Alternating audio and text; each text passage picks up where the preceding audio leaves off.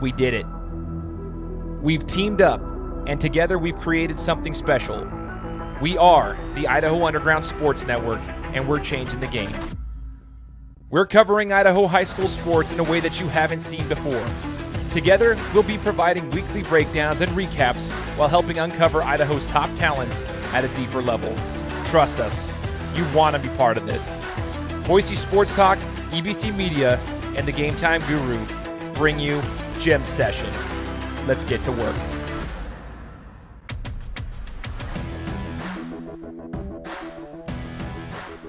Hey, what's up, guys? Welcome out to another episode of Gym Session. My name is Shane Larson, also known as the Gametime Guru, alongside Tai Spangenberg from Boise Sports Talk.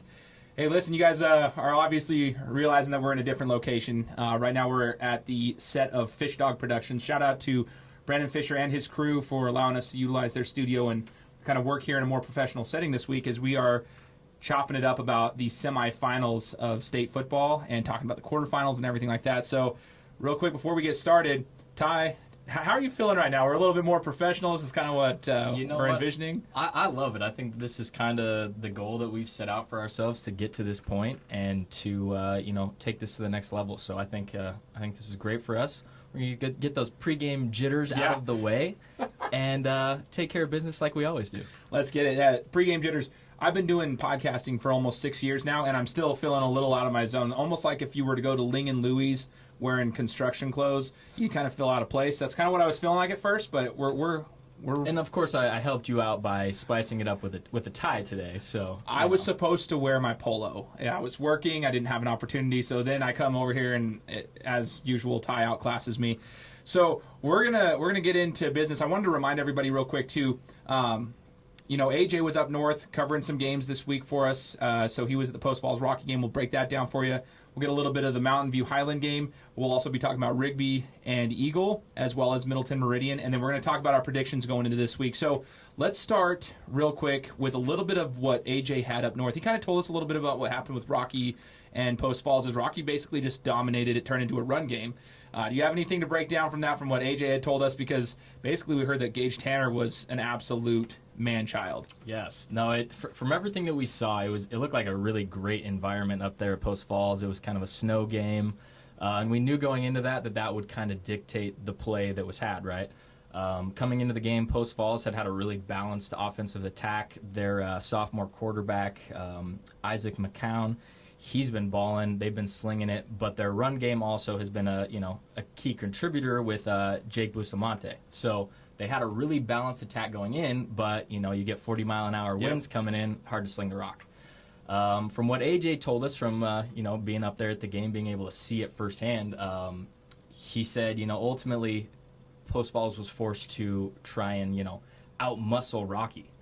And anyone that's followed along with high school football over the past 5 years knows that that's really a hard thing to do. Absolutely. That's what they pride themselves on. They're a well-balanced, strong defense, smash-mouth run football team. I think even when they've had good receivers, we've still seen them go and rely on the run game. So for Post Falls, who had a great season, shout out to them, first time winning the Inland League Empire Conference in their history. So this was a great year for them.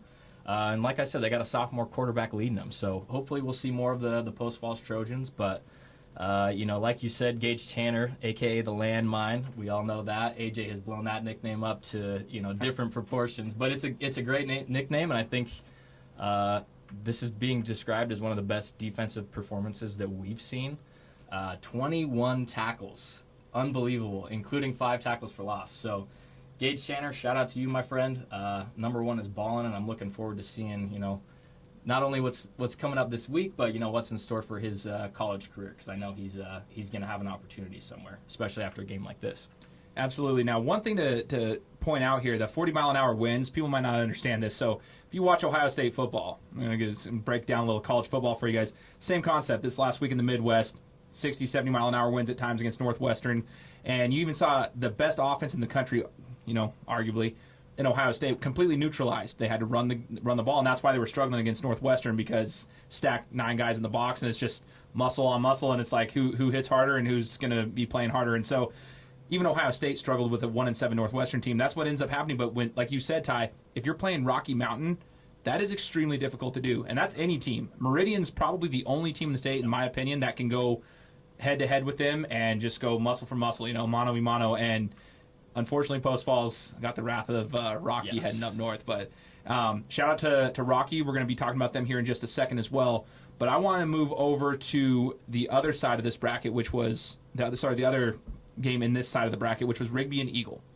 So Rigby comes into Eagle, Thunder Stadium, if you want to call it, or Idaho Central Stadium, now that every one of them is called Idaho Central. Yes. Comes into Eagle. Shout out to Idaho Central. Yeah, shout out Idaho Central. We must do that. Rigby comes in. This game was absolutely it was dead. So normally Eagles stands are filled and super loud. It was an odd night. It was very cold, kind of a weird rainy wind before the game, but when kickoff happened, the rain stopped. So I was like, dude, there was nobody. There was kind of a gloomy feel, and it was 7-0. Wasn't that bad. Eagle gets a field goal blocked, and it seemed like after that they were about to go down 7-3, and after that field goal block, everything just completely unraveled. Who was it? Brady Packer, 3 touchdowns, hat trick. Shout out to Brady. Unbelievable. And 2 of those catches, one of them he broke free wide open on the sideline. That was his third touchdown. But his other 2, one of them was right before the half. It was 14-0, 3rd and long. They had to launch to the end zone, and if that didn't go, they were going to kick a field goal. Launch it into the end zone. He gets hit. A penalty flag gets called on it for unsportsmanlike conduct, or what was it? Unnecessary roughness, basically targeting in high school. Gets drilled, sandwiched in the end zone, still holds onto the ball. That was what completely just shut down Eagle, I think, because that's when they went down. I think it was 20-0 at that point. They might have missed the extra point, or they went for 2. So they went down. They went up 20-0 to go into the half, thanks in large part to Packer. Now, what I noticed about Rigby, this is what's going to be interesting against Rocky. Their defensive front absolutely just demolished Eagle. Just completely demolished. And if Eagles running backs got through, whether it was Roy Hull or if it was Noah. Noah.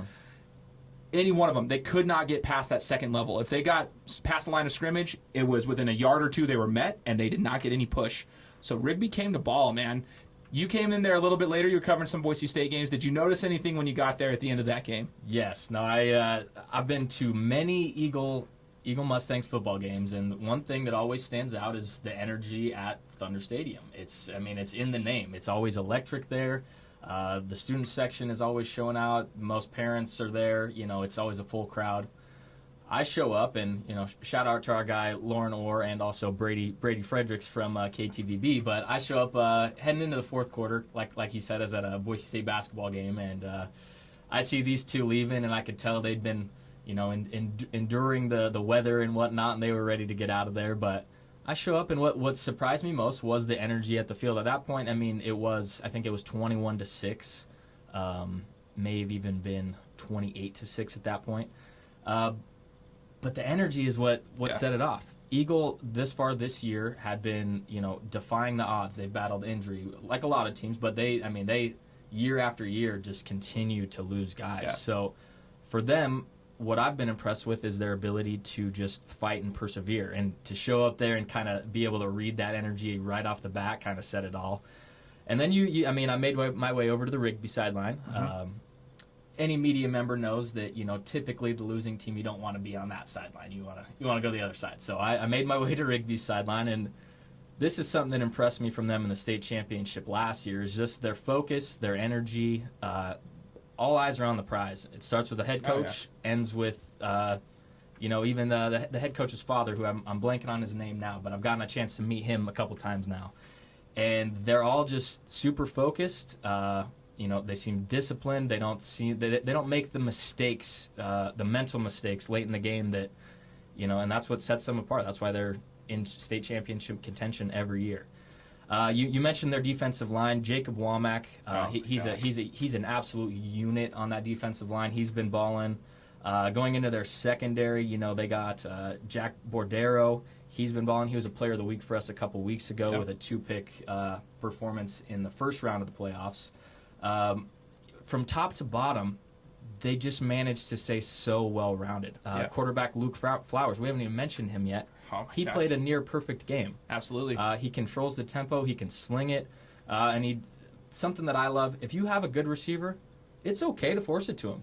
I truly believe that. I think especially at the high school level, you got to get the ball into your playmakers' hands. So he did that. Packer ended the game with 7 receptions, 175 yards, averaging 25 yards a catch, which is incredible against a really stout Mustangs defense, Yes. which especially, their secondary hasn't allowed those big plays. And they've had several games where they pitched shutouts or were a fluke penalty away from pitching other shutouts. So this was a really, really good Eagle defense. So for Rigby to come in and drop 30, I think it was 37, absolutely impressive. It was unreal, and a lot of those plays, I got to give a shout out to Flowers, the quarterback again. Like Ty just said, we didn't even mention his name. Third down conversions in that game were wild because Eagle was sticking in there with them. It wasn't like it was a blowout. It was 7-0 for the majority of the game. Then they get up 14-0, and then it was right before half that they got the last touchdown. They put them up 3 scores. The game was within reach, and even the first possession of the second half, Eagle was driving, and I believe it ended in an interception, if I'm not mistaken. It was a tip ball at the line.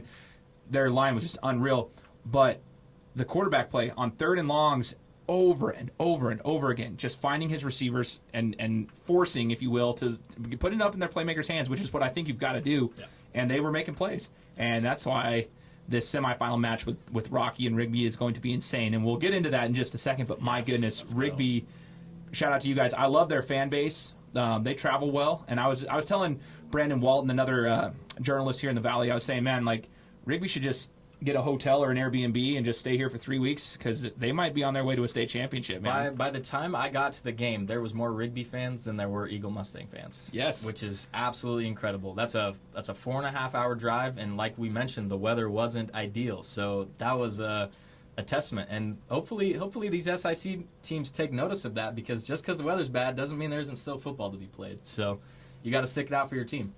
And they're hilarious. Your student section's amazing, Rigby. I thought you guys... Sure, the energy was great. Dude, it was hilarious. Yes. Some of the things being said, I just thought it was so funny. Kate Steffler, I got to give you a shout out. I was trying to find the name. I'm sorry. You were the other receiver that just absolutely dominated.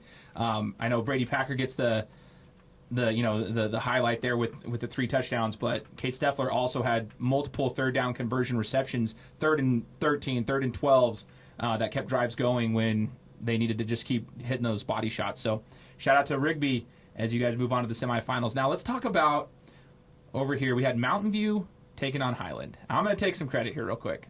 I think I was one of the only ones who picked Mountain View for this, and I might have been. Yeah, I made a last minute. Change. I did. Talk about this last minute change. Let's talk about that real quick. What happened for that last minute change?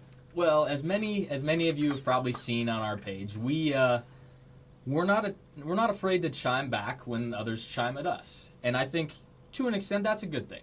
I do. There's been one particular person who constantly has something to say, and they brought up a 2017 matchup between Highland and Mountain View, which I thought was interesting purely for the fact that even if they were a senior at Mountain View right now, that would put them in 7th or 8th grade in 2017. So really they don't have any bad blood between Highland, but this comment made me make me change my pick. I wish you would go back. I'm petty. Ty is the king of petty, but it's very smooth, and I love it. That's why we love Ty and the red hair. So Mountain View goes in there, and I might have been a little bit biased because I was able to watch Mountain View play Nampa. Now, before everyone goes off on Nampa saying, I understand Nampa was a completely different team in the first round matchup with Mountain View than they were during the senior night. They were down their 2 quarterbacks. Obviously, Gabe gets hurt, and then Peyton is their backup quarterback, and he had just gotten cleared with a shoulder separation on that Wednesday, so he wasn't playing quarterback. Couldn't even lift his arm up, so he could barely be playing on the line. So they were down to their third-string quarterback, which I believe was the JV quarterback. Completely different offense for Nampa, but here's what I was saying.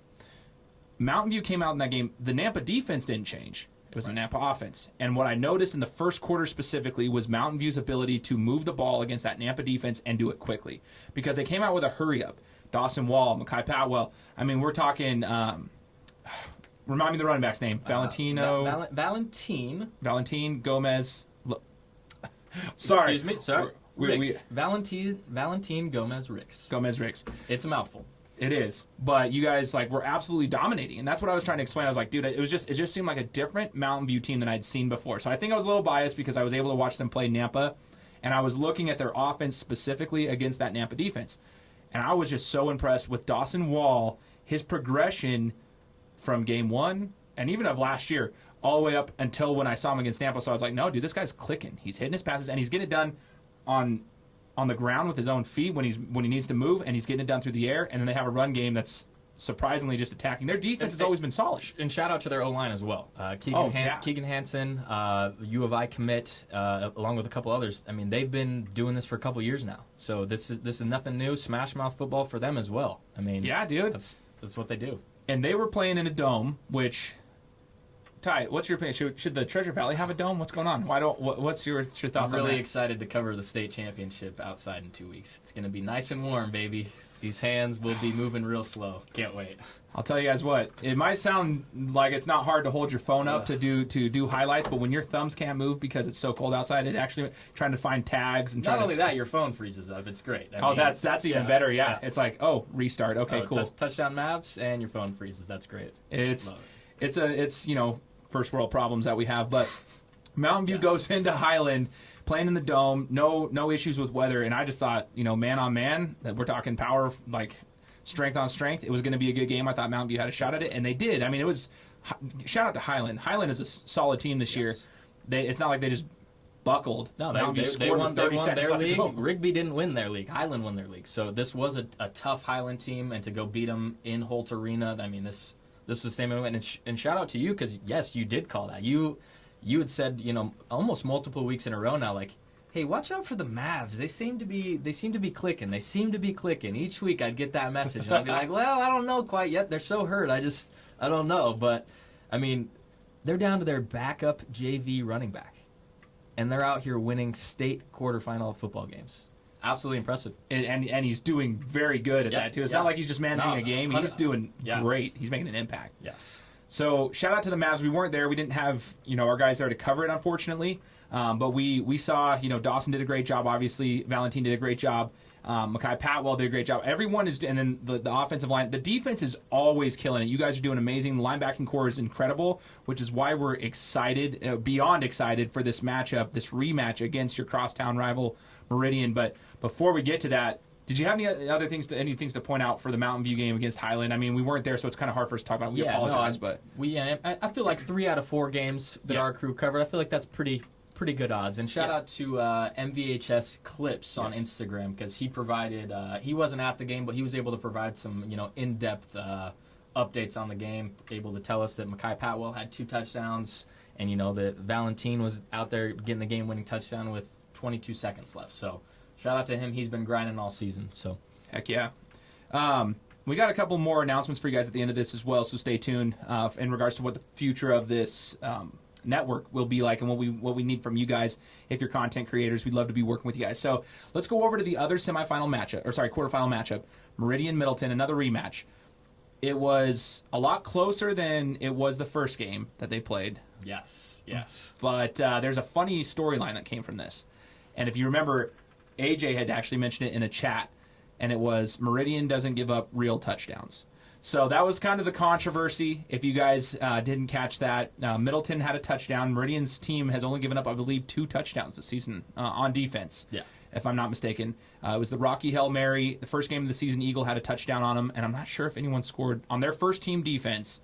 I'm not sure if they've given up a defensive touchdown outside of that. Maybe Highland. I can't remember. So 2 or 3 touchdowns. It was like the storyline of the year. Middleton scores a touchdown. There was some debate about that, whether it was a catch or not. Some that were there on the field said it easily bounced off the ground. From the image that I saw, which was from the stands, I couldn't tell. So anyway, refs initially called it incomplete, then they called it a touchdown together. And I was like, okay.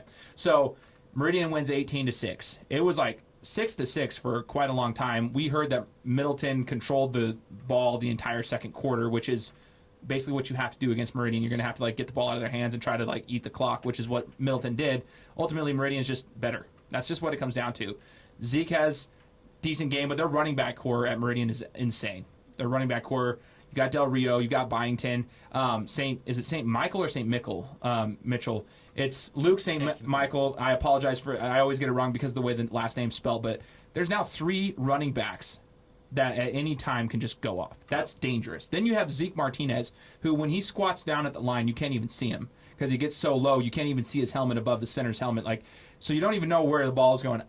They're a nightmare, man. They're a tough team to play. And then if they're getting in the passing game and the weather's not a factor, that's dangerous because you've got Corbin Freeze who's starting to come to. I mean, they've got some dangerous players.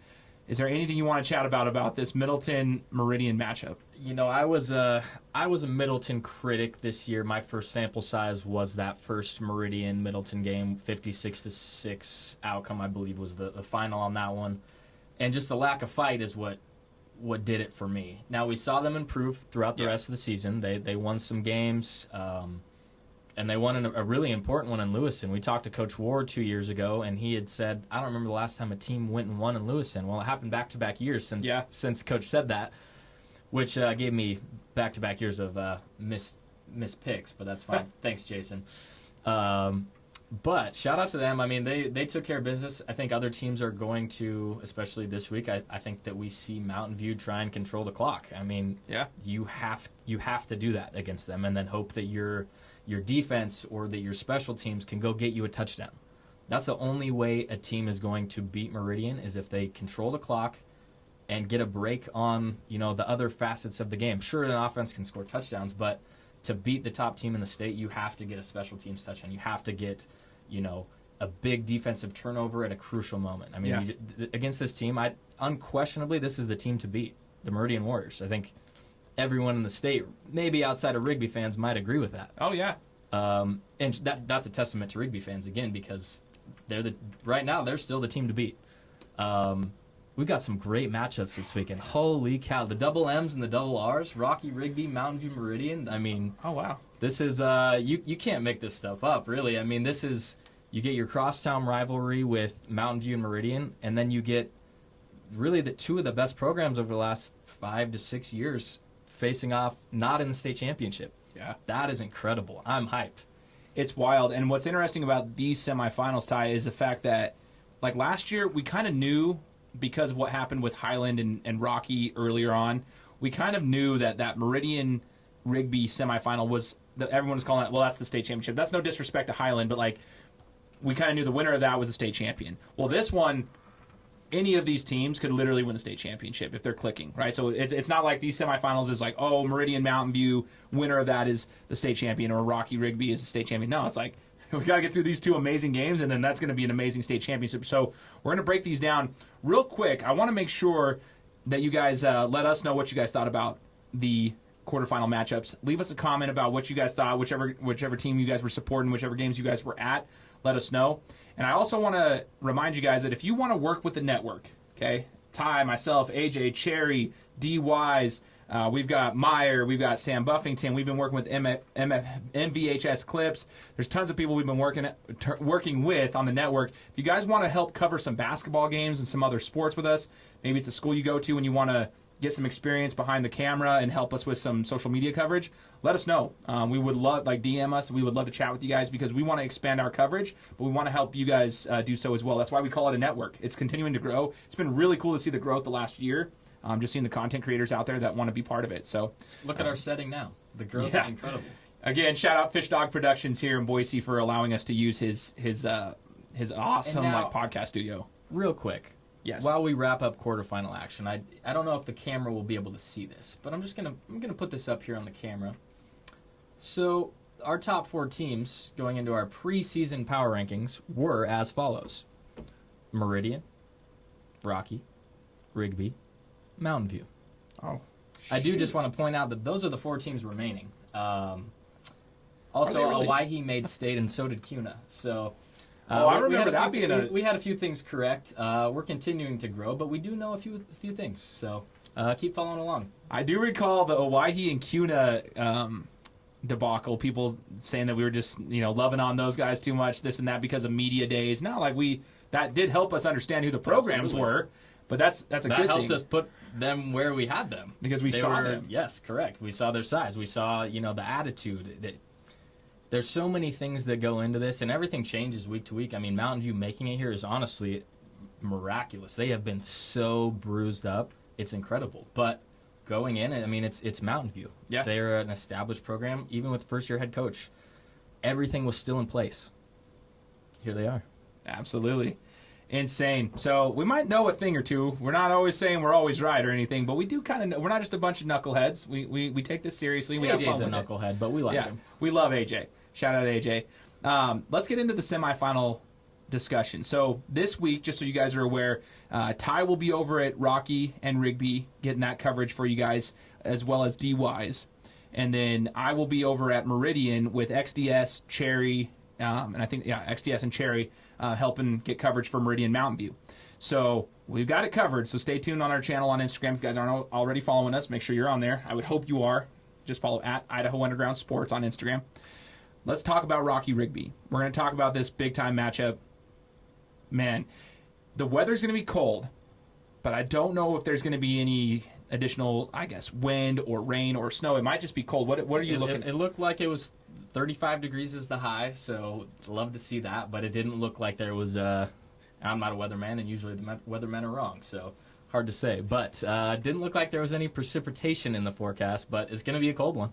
Okay. Cold game, but if there's no additional factors such as wind, rain, snow, any precipitation of that matter, they can still technically throw the ball. Sure. So I want to know your breakdown. Rocky Rigby, if both teams can play their game, if they can open it up, they can play their game. You got Teagan on one side, so Sweeney on one side as a quarterback. You got Flowers on the other side as a quarterback. Both of them can sling the rock. Teagan Sweeney led the 5A SIC in passing yards. He was dominating. Yeah. Quietly, if you will. Nobody was really making it. He just was doing his thing. He was silent. He's a silent killer. Yes. So just doing his thing, and that's a big reason why Rocky was so successful. So talk to me about this, Ty. What do you think? What do you expect from this if they can both play their game and open it up? This, to me, is possibly the most intriguing matchup we've seen in our 2 years of covering high school football. Both teams' energies, for me, are so right. Neither one is arrogant, but they're confident. Yeah. And that just goes such a long way. And I think a big narc on the Rocky guys throughout the last couple years, they kind of get that, they almost get the rep the Eagle got 10 years ago. Kind of the pretty boys, they think they know it all, they're going to win it all, they're arrogant. This year, the energy's different for me with the Rocky guys. It's confident, but it's not cocky. And I think that goes a really long way against a group that is unproven. They've won games, but they haven't gotten that key victory to get them where they need to be, and this is the week for them to do it. I don't think that I'm going to predict my winner today. I think I'm going to make you all tune in to our game of the week, our state playoff preview reel on Instagram. I'm going to make you tune into that to see my pick. But this game is going to be just absolutely off the wall. I love that, for Rocky's sake, the fact that they're home goes a long way. Yeah. We talked about it last year. Having to come here twice is tough. The fact that Highland and Rigby both escaped with victories last year was really impressive. For them to do it again, that would say everything we need to know about the Rigby Trojans football. I'll say that. There wouldn't be any more doubters, in my opinion, if they win this game. And truthfully, same could be said for Rocky. And that just speaks to the volumes of this game. I think we're going to see two of the best matchups we've gotten an opportunity to see in our 2 years of covering football. If you could pick a player that's like a game changer on either side of the ball, let's say both sides of the ball, game changer on offense, game changer on defense for either team, who would it be? I gotta go with Rocky's receiving core. You just mentioned that it might be cold, but still have the ability to throw the ball if it's not wet. What Luke Lucchini and C.J. Jacobson can do, I think, is going to be the X factor. We know the defenses are going to be there. We know the O-line's going to be there. I like to think both quarterbacks are going to be balling out because that's just who they are. Yeah. To me, it comes down to the Rocky receivers and what they can do. This is their time to shine. This is their time to go prove that they're those guys. So I'm looking forward to it. Ooh. I'm looking forward to it as well. I'm just thinking about all the playmakers. We just talked about them on the first part of the show, talking about everyone that dominated in the quarterfinal matchups for both of those teams, and now they're going to go head-to-head. You've got Art Williams, you've got Teagan Sweeney, you've got C.J. Jacobson, Lucchini. Then on the Gage Tanner, you've got to go against all these Rigby dudes that we Stedman, Parker Weatherly. But then you match it up with that stout Rigby O-line, a stout Rigby D-line, and I'm sorry we don't know more names on them. We will get better, I promise. But we've dropped a few for you, but the matchups are there, and it just comes down to the playmakers making plays.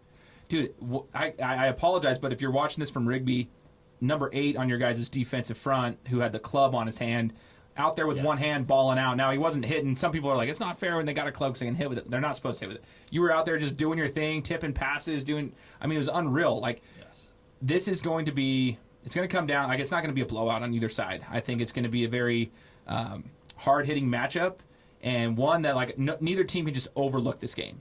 Neither team can just say, okay, I got to get to the state championship. No. Well, and I think we're at a stage in the season. I mean, you're not overlooking anything, right? This is high school football's tough because it becomes very top heavy. Yeah. You get these top teams and they run things on the bottom level teams.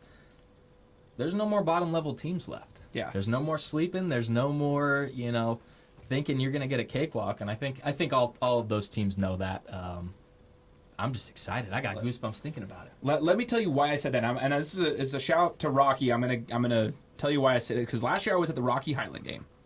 Now, granted, that was, I believe, it was the quarterfinals, but Rocky was winning that game and should have won that game. Yeah. Rocky was winning by a large margin, and I remember, I won't call names out, but you guys are still on the team, so I remember walking by, and certain players were asking the cheerleaders what the score to the Meridian Mountain View game was, because that they just wanted to see if Mountain View was going to get kicked out. So they weren't even focused on the game at hand. Lo and behold, game kind of changes momentum, and Highland ends up winning that game. And so that's where I'm like, I think Rocky, I don't think they overlooked Highland, but I think middle of the game they thought they had it in the bag. I don't think that's the Rocky team this year. I think those same players that I'm just talking about have matured immensely. It's shown over the course of this year, and that is why this game is going to be so exciting. I can't wait for it. Now, on the other side, crosstown rival, Meridian Mountain View, rematch of week 1 for Mountain View. It was technically week 2. Well, it was the second game for Meridian, and that was a close one. Now both teams are polished. They're way more polished. They're looking good. At the beginning of the season, I remember AJ saying if Meridian can stay healthy, if they're good, because they don't have a ton of depth in their positions, but they're good. Well, it looks like they're good for the majority of their skill positions, their important positions, right? And Mountain View's clicking. So, if you're going to this game, by the way, and you plan on leaving the parking lot within an hour and a half after the game, you maybe park somewhere else or take an Uber. So, it's going to be crazy. It's going to be packed. I bet they'll have to open up the back ends like they've been doing the last couple games. We've gotten comments about this in the past, and I absolutely love it. We all have these little things that just kind of irk us. Parking is one of those for Shane. Shout out to Stephanie Turner. I hope that she watches this, and I hope that we get a comment about this, truthfully. So, I'm sorry, guys. I love you guys all out there, but the parking is just a frustration. It is. I figured it out. Hey, the facilities are improving out at Meridian High School, though. I mean, they have a lot of upgrades. Just the parking lot hasn't quite gotten there. It's okay. I can always park across the street in the neighborhood, and that's what I figured out the last 2 games. So we're good. We figured it out. One of my favorites is leaving a basketball game one day and seeing multiple people just driving over the curb. Oh, yeah. Totally did that and wrecked my car, so it's awesome. If you're a high school student watching this, please don't follow suit with this action, but people got to do what they got to do. We are not giving legal advice. We are not. So Mountain View comes into Meridian. Dawson Wallace playing out of his mind. He's actually connecting with his receivers. I'm going to flash back to that first game where they played each other. Meridian's second game, Mountain View's first game. There was a touchdown that was called back, and it was a bomb that he hit. Dawson hit one touchdown, and I can't remember who caught the ball, but launched. It was like a 50-yard bomb that got called back for clipping or something like that. And it just seemed the rest of the night, though, that he could not get on point with his receivers. Correct. He just couldn't get on point. He had a couple of them open, and that's why I was like, man, Dawson's not feeling it. But he was coming off of an injury. First game of the season for them, Meridian second, and they still had a chance at the end of that game twice on, Meridian's territory. I think that the injury was truthfully a huge component in that. And you take a couple licks from that Meridian defense, and all of a sudden you're thinking about your timing. You're thinking about how long you've got to throw the ball, and that ultimately will dictate how your throws are, put out there. So, I think from what I've seen and what we've all seen, Mountain View has completely improved since then. I think Dawson himself, his timing with his receivers, everyone's clicking, and like I said before, his ability to run the ball. Like he's taken off, he's ran the ball to extend plays. I think that's a whole different offense than we saw play against Meridian the first time. Meridian, I'm expecting them to run the ball and run hard. They, like I said before, 3 running backs that can get the job done. Their offense sets them up that way, but those guys are just monsters. They're not huge. Meridian's running backs aren't like these massive beasts that you see out there, but they run like it. They run hard. You had Cross Antonacci last year, who was kind of a bruising back. He had some good size to him, but this year they're versatile guys. You know, a little bit smaller in stature, can go catch some passes for you. I mean, and there's 3 of them, like you said, maybe even 4. Yeah. So looking forward to this matchup. Now, I want to know. We always talk about Meridian's linebacking core and Mountain View's linebacking core. I mean, there's arguably 2 of the best in this. I mean, these 4 teams that are left, it's the 4 best defenses in the state, obviously. But who do you think comes out on top on this? I'm not going to ask for your predictions, but what defense performs the best against the opposing offense? I mean, ultimately, this is one I might drop my game. No, I won't do it. I'll make you watch still. Yeah. I won't drop a game prediction. But, I mean, this Meridian linebacking core is the cream of the crop. Yeah. I do believe Mountain View's right there, but I think that they're right below Meridian. These guys have been flying to the ball all year. I know I, for one, wouldn't want to be hit by these dudes. It's a stout unit from, D-line to secondary. Yeah. And there's not in my opinion, there's not a glaring weakness on Meridian's defense. And I just haven't seen quite the playmaking elsewhere from Mountain View's defense. Yeah. I haven't seen a crazy pass rush from the D-line. I haven't seen, multiple picks from the secondary. So for me, I mean, the Meridian defense, again, it's as good as you're going to get for Idaho high school football. Oh, absolutely. And this is the thing, guys. Like, I love you all. I hope you know that by now. I got a lot of backlash for, picking against you in the past and whatnot, but it's all love. I freaking think they're one of the best linebacking cores that's ever come through Idaho high school football, as far as like their whole, like you said, their whole from the front line linebackers and now their secondary. The secondary was the question mark at the beginning of the season. They have since come to. Yep. So that's why it's so hard for me to even pick this game right now, because Mountain View's clicking and they can hit those receivers. The throws that they weren't hitting in the first game, normally you'd say, oh, well, now they figured it out. Well, so has Meridian. Meridian has figured it out. Yep. So this is going to be a chess match. I think Meridian has the more polished offense at this particular point. And if there's not a weather factor where you can actually, throw the ball, I think Meridian wins this game. But I'm not going to make the pick yet. But I think Meridian has just a little bit of an advantage, but I also think it's going to be a bloodbath, man. It's going to be amazing. Yeah, the tempers will be flying. I think, and again, that's a point to make too. Who keeps a cool head? Yeah, I think for both of these matchups, there's some rivalry behind both of them. I think which team can keep a cool head and play their game. To that point, leadership is such a big aspect in the game. I will say, I'm not going to call out names, but I was a little disappointed in Eagles' leadership on the defensive front. Eagles struggled a little bit this week with some false start penalties. I think they had 4 or 5 in the first half, false starts. And I remember one in particular was right by our sideline, and there's all the other media members that were there.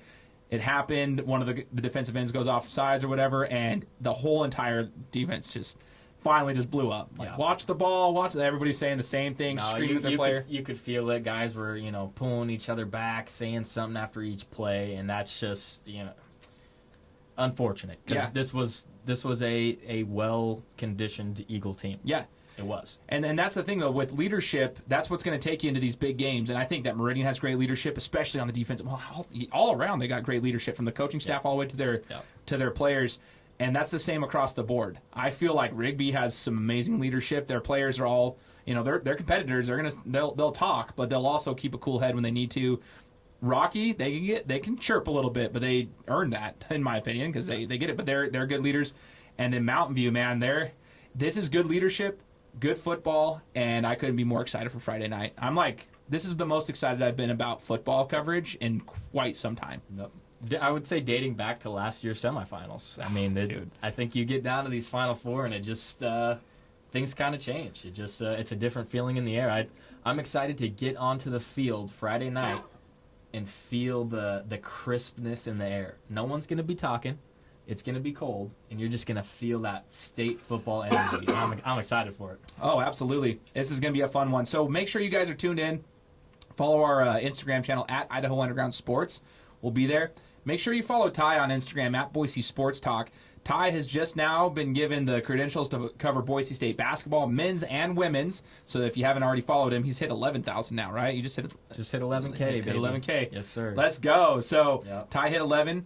So make sure to go follow him. He's got all the same coverage you get to see from like the field perspective and on the court perspective. Go check it out. You'll get to see that. He's got College of Idaho. He's got lacrosse. He's got. I've been so busy with all that. Actually, I did a tally of the games I've been to this year, and I've been to 139 sporting events this year alone. Holy cow! Last year I went to 82, so I've already almost doubled that up. The year before that, COVID year, was only at 1.